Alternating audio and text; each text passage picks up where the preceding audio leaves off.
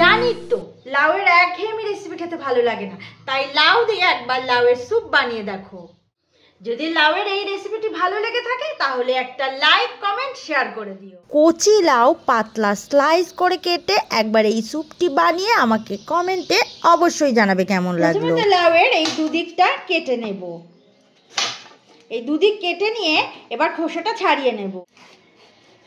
লাউয়ের পুরো খোসাটা ছাড়িয়ে নিচ্ছি। খোসা ছাড়ানো হয়ে গেছে, পুরো খোসা ছাড়িয়ে নিয়েছি। এখন এই লাউ থেকে এইভাবে পাতলা পাতলা করে কেটে নিচ্ছি লাউটা। এই যে এইভাবে পাতলা পাতলা করে কেটে নিয়েছি। আর যে দানার অংশটা এইটা দেব না, এটা লাউয়ের লাউ ঘন্ট বা অন্য কিছু বানিয়ে নেব। সয়াবিনটা এইভাবে ছোট ছোট করে কেটে নিচ্ছি। সয়াবিনটা সিদ্ধ করে নিয়েছিলাম,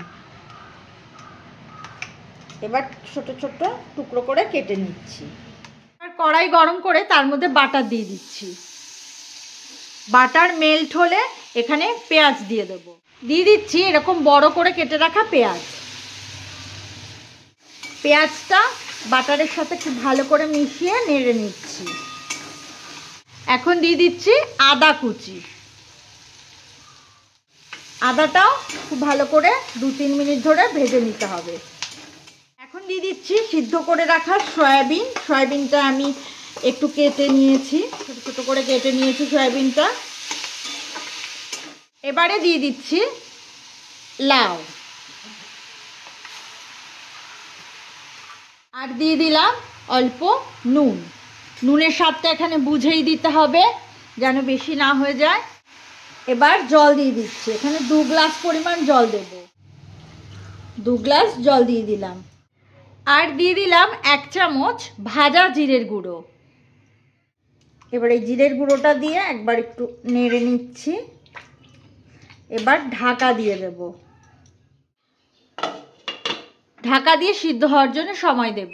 তুলে নিয়ে এর মধ্যে দিয়ে দিচ্ছি পেঁয়াজ কলি। পেঁয়াজ কলি এভাবে ছোট ছোট করে কেটে নিয়েছিলাম। আর ঝালের জন্য দিয়ে দিচ্ছি কাঁচা লঙ্কা কুচি। যদি কেউ ঝাল খেতে না চাও তাহলে দিও না, আর যদি অল্প ঝাল খেতে চাও তাহলে অল্প লঙ্কা দেবে। আমি এখানে 5-6টা লঙ্কা দিয়েছি। দিয়ে দিচ্ছি এখানে একটা ডিম।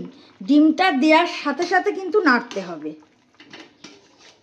ডিমটা দিয়েই নেড়ে নিতে হবে। দিয়ে দিচ্ছি 1 চামচ চিনি। স্যুপে কিন্তু একটু মিষ্টি দিতেই হবে। 1 চামচ কর্ন পাউডার নিয়ে নিয়েছি, আর তার মধ্যে দিয়ে দিচ্ছি জল। জলটা দিয়ে একটু ভালো করে মিশিয়ে তারপরে দিতে হবে। দিয়ে দিলাম গোলমরিচ গুঁড়ো, দিয়ে দিলাম, আর দিয়ে দিলাম লেবুর রস। সবশেষে দিয়ে দিলাম ধনেপাতা। আশা করি নিশ্চয়ই এই রেসিপিটি ভালো লেগেছে। ভালো থাকবেন, সুস্থ থাকবেন।